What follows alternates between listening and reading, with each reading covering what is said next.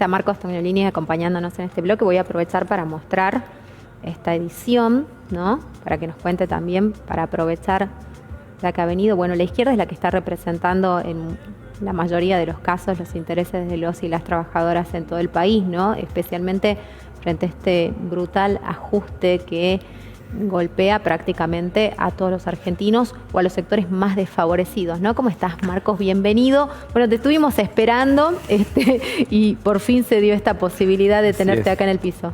Bueno, buenas tardes, gracias por la invitación, Mabel. Sí, efectivamente, al fin podemos tener la oportunidad de poder volver a expresar un poco la bronca, el enojo y la oposición al gobierno de Javier Milei, que nos parece que está empeorando todas las condiciones de vida. Bueno, y me imagino que tenés mucho para decir, porque realmente hemos visto que a partir del 10 de diciembre hubo un pueblo totalmente movilizado, con muchas movilizaciones espontáneas, además que se presentaron en todos los puntos del país, con cacerolazos, con gente que se aproximaba al Congreso en horas de la madrugada, ¿no? Con 2 paros generales, con reclamos hacia la CGT y especialmente hacia los sindicatos, y efectivamente con un rol protagónico que está adquiriendo la izquierda en medio de este escenario donde hay muchos otros espacios políticos que parecen ausentes o que parecen actuar con cierta tibieza, ¿no? Sí, está muy bueno lo que acabas de plantear, porque me ahorraste parte de lo que es un poco desde que asume Javier Milei hasta el día de hoy, con todo lo que, no para no volverlo a decir, bueno, con todo el reconto de cosas que hubo en las movilizaciones, con paro, sin paro, movimiento de mujeres, de derechos humanos, etcétera, de distintos motivos que han salido a expresarse, que es un poco, es lo que vengo viendo y escuchando y leyendo con respecto a, bueno, tiene el 56% de apoyo, tiene el tanto por ciento de apoyo. Bueno, la realidad lo que demuestra es que yo me he cruzado con mucha gente, sobre todo incluso en los sectores donde más base social tuvo de votos Javier Milei, que son los jóvenes y los precarizados. Hoy en día yo, con todo en la militancia cotidiana, me cruzo con votantes, pero no me cruzo con muchos militantes. Y eso también demuestra, digamos, de que el apoyo no es tanto. Una cosa fue el voto, en parte voto bronca, voto para que se vayan los cajes. Militantes en realidad, porque viste que en defensa de él generalmente no salía nadie. Cuando habían convocatorias que vamos a defender a Javier, que vamos a apoyarlo, yo no he visto ninguna movilización en apoyo al gobierno. Y eso es justamente a lo que quería ir. Y sí he visto movilización de más de 1 millón de personas en todo el país en la última movilización en defensa de educación pública a raíz del ajuste del recorte presupuestario en las universidades, donde la base social era trabajadores, docentes y también y principalmente jóvenes. Bueno, he visto más de 1 millón de personas en un solo día movilizadas en todo el país en contra del gobierno. Primero, lo que queremos decir es, hay un poco... Nosotros desde un comienzo, desde antes de la campaña electoral y todo, ya veníamos advirtiendo desde el Nuevo Más la peligrosidad que implicaba este gobierno. O sea, no he visto militantes, que seguramente los tiene, pero son tan minoritarios que cuando hacen acciones las hacen a oscuras, por detrás, a espalda, pero nunca las hacen pública y siempre de una forma muy agresiva, como lo es también el presidente. En cambio, todas las movilizaciones que son en contra del gobierno son públicas, son masivas. Son a cara descubierta. Son a cara descubierta. Entonces, eso es, digo porque ahora está todo el tema de la ley Bases, ¿no? La ley Bases 2, que también se dice, bueno, y quiero entrar un poquito en algo que vos mencionaste. Hay sectores que se muestran con cierta tibieza. Bueno, esos sectores que se muestran con cierta tibieza, nosotros decimos que es el peronismo, el kirchnerismo, que es la organización política y social más grande que hay en la Argentina y que se niega a movilización, a movilizar para derrotar. O sea, le dan gobernabilidad al gobierno. Nosotros no queremos que le vaya bien al gobierno. ¿Por qué? Porque el que le vaya bien al gobierno implica que saquen la indemnización, que si cobrabas una pensión, una jubilación, ahora vas a tener que optar. O sea, esto que dice la CGT, ¿sí?, de que es una reforma laboral light, no tiene nada de light. Y lo dicen a eso para poder tener la justificación de no tener que llamar a un tercer paro general que tendrían que llamar, y esto es un llamado acá a la CGT, a Rodas, a todos los que están, los dirigentes sindicales de acá de Salta, tanto CGT como CTA, pero de que deberían llamar, porque a este gobierno hay que derrotarlo. Derrotarlo implica que no avancen sus políticas. Para que no avancen sus políticas tenemos que salir a las calles. No alcanza con mandarle mail como hace todo el kirchnerismo, decir, bueno, mandale un mensajito por mail para que voten en contra. No, para nosotros hay que expresarlo en la calle. Y eso es lo que va a hacer que obligar a los senadores, diputados que voten en contra en todo caso. Un poco la enorme movilización que vos citás, que fue la del apoyo a la universidad pública, ¿no? Donde creo que cualquiera se sentía interpelado porque la universidad pública también significa el ascenso social, significa la oportunidad para millones y millones de hijos de obreros, que quizás es la primera vez que se pueden insertar de esa manera o tener la aspiración de poder crecer, de poder evolucionar, de poder aspirar a un trabajo mejor. De alguna manera impactó en el gobierno, ¿no? Eso yo creo que fue como un punto, aunque sea de llamado de atención, más allá que Milei lo minimizó, ¿no? ¿Crees que efectivamente a este gobierno se le tuerce el brazo solamente con la movilización, con la manifestación popular? Más allá de que Milei puede llegar a terminar su mandato, pero que haga un cambio de rumbo. Bien, no creo que el gobierno sea un gobierno que cambie de rumbo. No creo que sea, es un gobierno agresivo, misógino, ¿sí?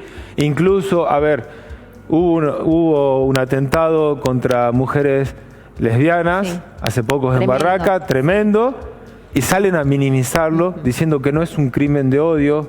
Bueno, fomentado además por todos estos discursos permanentes. El contexto que ellos generan desde el gobierno permite que todos estos sectores salgan y se envalentonen, sean organizados, individuales o no, pero que el contexto que ellos ponen como políticos da plafón para esas cosas, para esas acciones que, como digo, son cobardes, son a cara cubierta, por decirlo de alguna forma.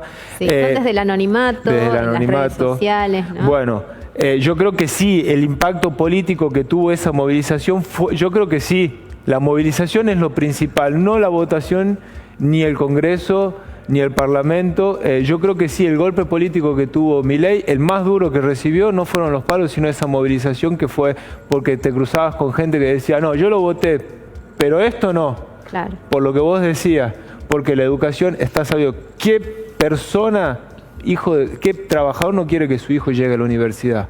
Ninguna. Todos quieren, todas quieren que lleguen su hijo a la universidad y se egresen.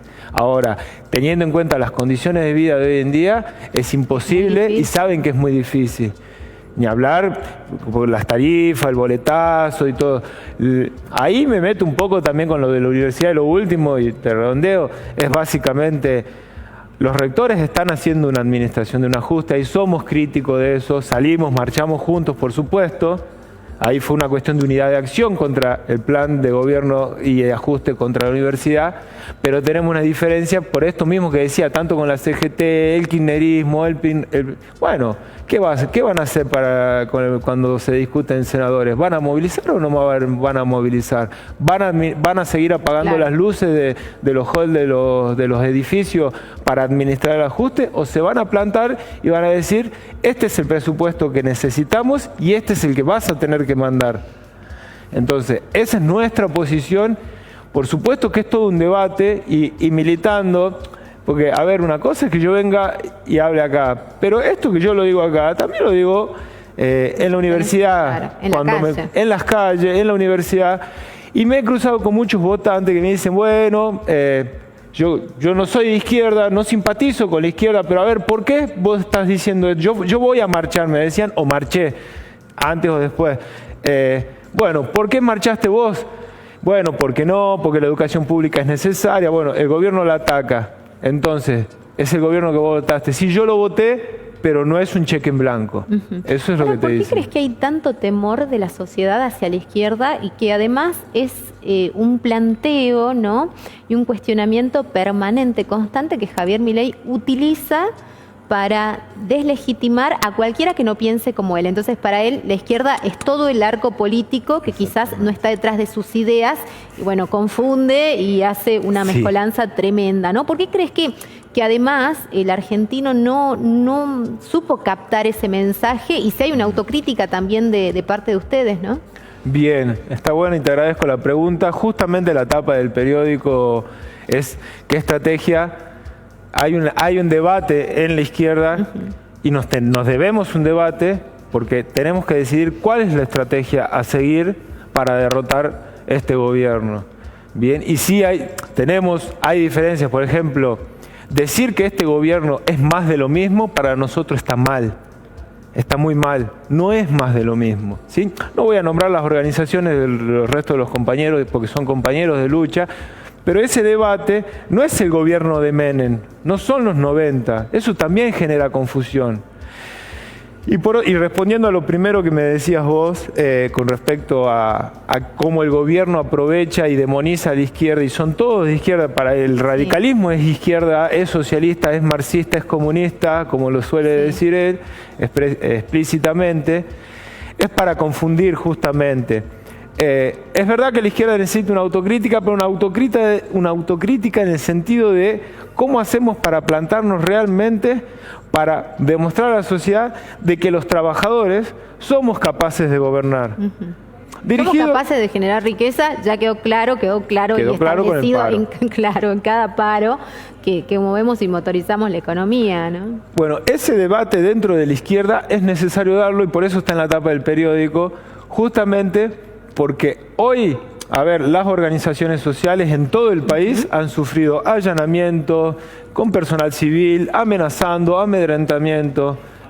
Bueno, es fácil demonizar al que se moviliza. Es más difícil demonizar al que no se moviliza. Por supuesto que cayeron también organizaciones peronistas que no se han movilizado en este último tiempo o que no se han movilizado en los momentos clave donde se ha tenido que movilizar para darle ese golpe necesario al gobierno, como fue, por ejemplo, la movilización estudiantil, ¿sí?, en defensa de la educación pública. Pero de esa misma forma en que ellos ponen la lupa sobre las organizaciones sociales, no lo hacen con los evasores, con Vicentín. Claro, no. Bueno, ese es el problema. Alientan a la evasión. La Bullrich dice, cortar calles es ilegal. Bueno, pero ella cortaba calles en plena pandemia y decía que no había que usar barbijo. O sea, ese es el problema. Y el problema es que es el presidente y es el que dirige el país.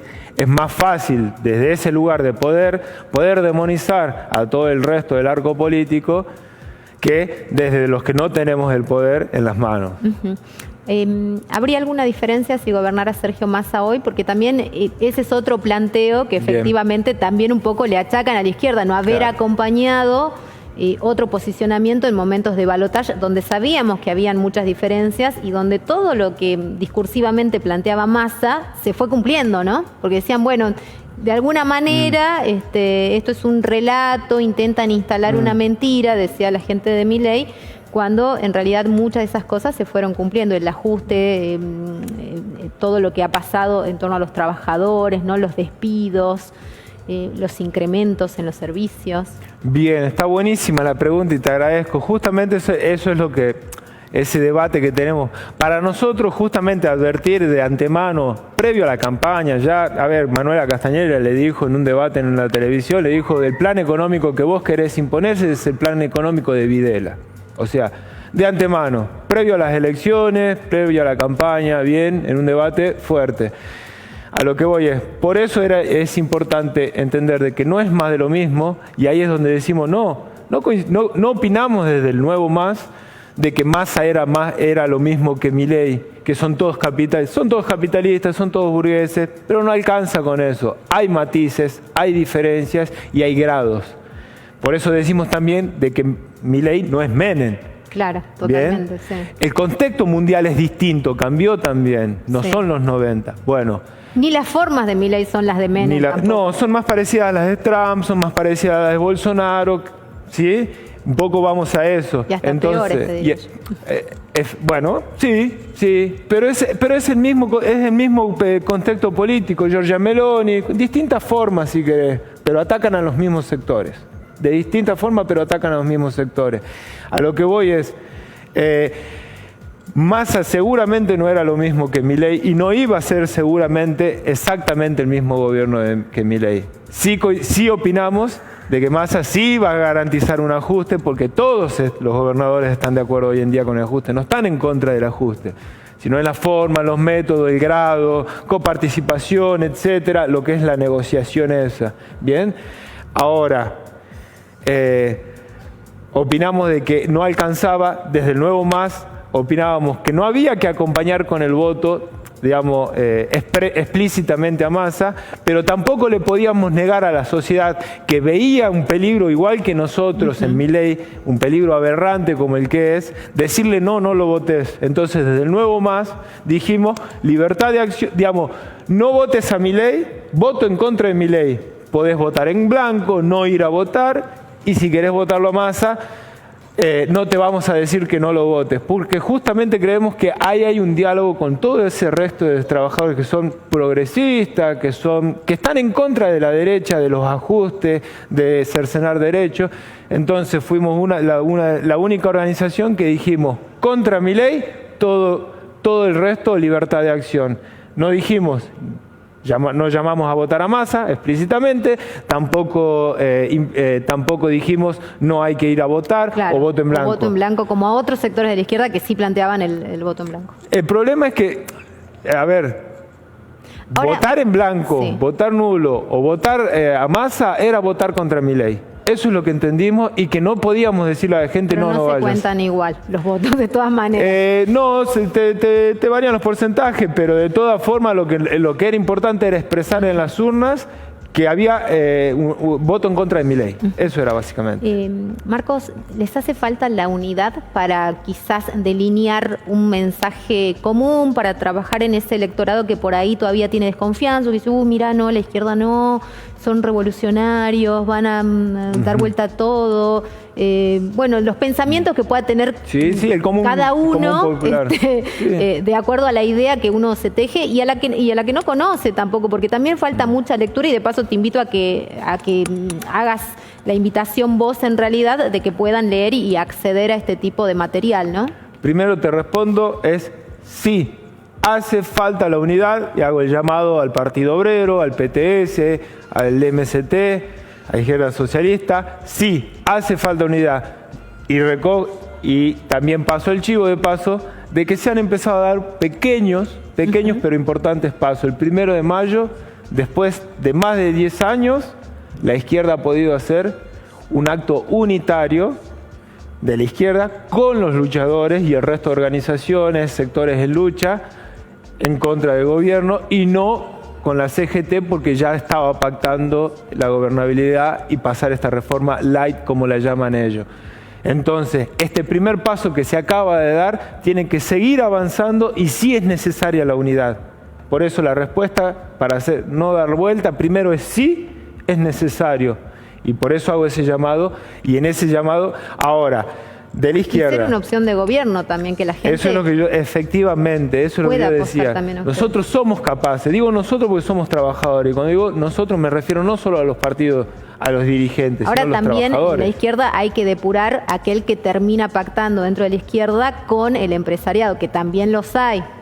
Por ejemplo, también lo he visto en algunas cosas. Bueno, sí.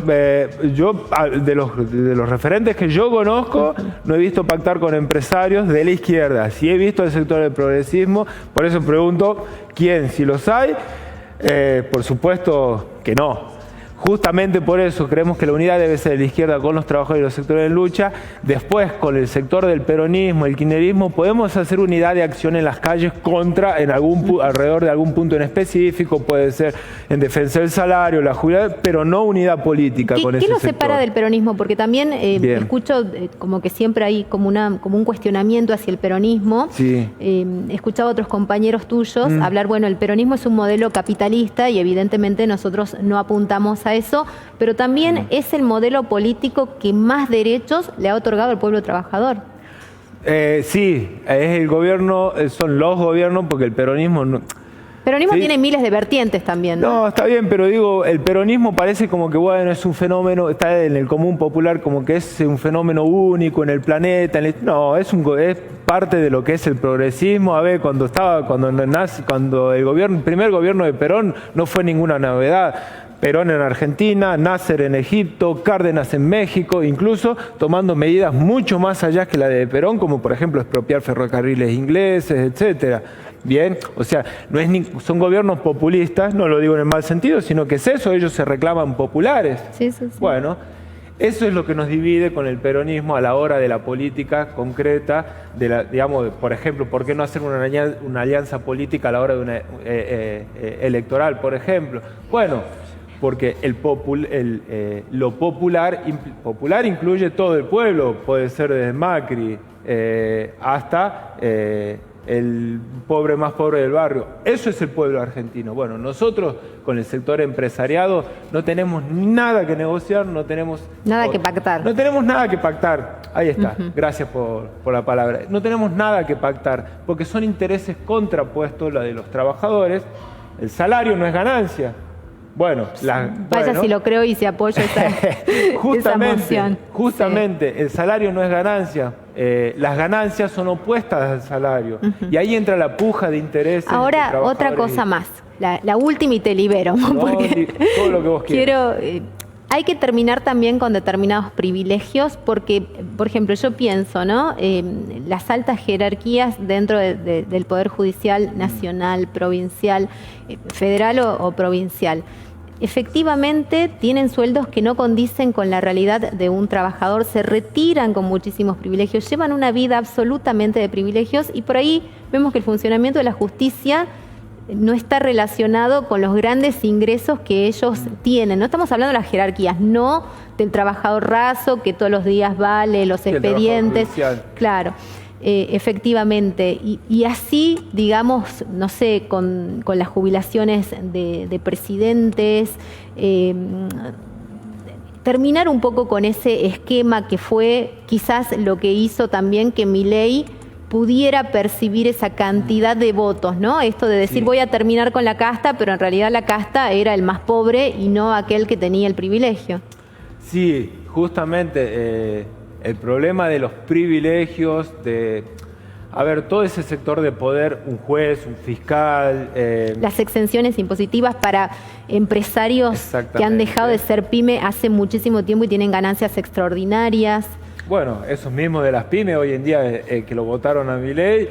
están sufriendo muchísimo. Están sufriendo, sí. A pesar de que la reforma de la ley los va a beneficiar, pero hoy en día están en riesgo de saber si continúan o no. A las muy chiquititas, a las que tengan hasta... Pymes estamos hablando, porque también en este país hay que decirlo, pymes, si vos tenés 200 empleados, sos pyme claro. Todavía. O sea, una empresa de 200 empleados se llama pyme. Bueno, yo no sé el dueño de la pyme de 200 empleados a dónde vacaciona, a diferencia del trabajador empleado de la pyme de 200 empleados.